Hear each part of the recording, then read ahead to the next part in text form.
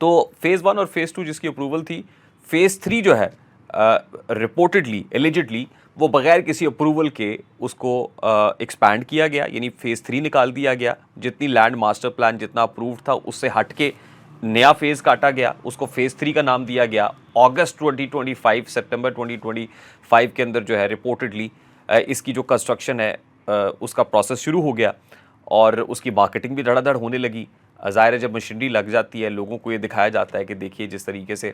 हमने फेज़ 1 और फेज़ 2 को चलाया है, अब फेज़ 3 के अंदर भी बड़ी ल्यूक्रेटिव अपॉर्चुनिटी है, आप यहाँ पे प्लॉट ख़रीदें, आपको कैपिटल गेन भी मिलेगा और एक अच्छी सिक्योर इन्वेस्टमेंट भी होगी। लेकिन इसी दौरान में आरडीए ने सारा भांडा फोड़ दिया कि हमसे तो आपने अप्रूवल ली ही कोई नहीं। अच्छा, अब इसके ऊपर जो डेवलपर है उसका स्टांस ये है, उसकी प्रिंसिपल पोजीशन ये है कि ये जो लैंड है वो आरडीए की जुरिस्डिक्शन में नहीं आती। ये Rawalpindi development authority has nothing to do with this land, क्योंकि ये जो एरिया है हमारा फेज़ 3 का वो अटक के अंदर फॉल करता है और अटक डिस्ट्रिक्ट काउंसिल जो है वो मजाज अथॉरिटी है जिससे अप्रूवल ली जाए और अटक डिस्ट्रिक्ट काउंसिल से हमने इसकी अप्रूवल ली हुई है। अब बहुत सारे लोग इस पर भी कन्फ्यूज हैं कि भाई एक ऐसी लैंड कैसे अनअप्रूव्ड हो सकती है, इलीगल हो सकती है, जिसको एनएचए ने, जाहिर है वो जो इंटरचेंज थलियाँ इंटरचेंज है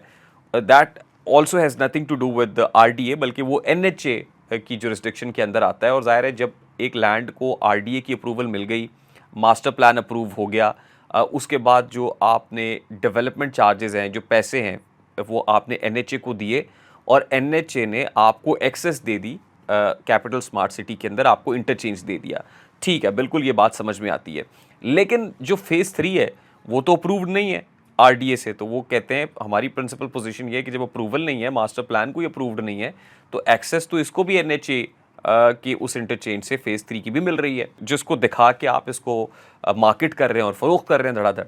तो इसलिए ये कन्फ्यूजन आ गई और अब वो कहते हैं कि अटक डिस्ट्रिक्ट काउंसिल से हम लोगों ने अप्रूवल ली हुई है। अब ये हुदूद का तनाज़ा है, जैसे आप देखते हैं ना कि किसी जगह पे कोई वकूआ होता है तो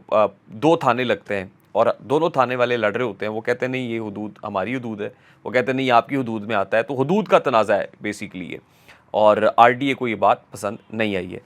और कभी इम्कानात इसी चीज़ के हैं कि ज़ाहिर है अप्रूवल्स के ऊपर और एनओसीज़ और डॉक्यूमेंटेशन के ऊपर खासे पैसे वैसे भी लगते हैं, लॉबिंग भी करनी पड़ती है और सारा कुछ है। और जब आपका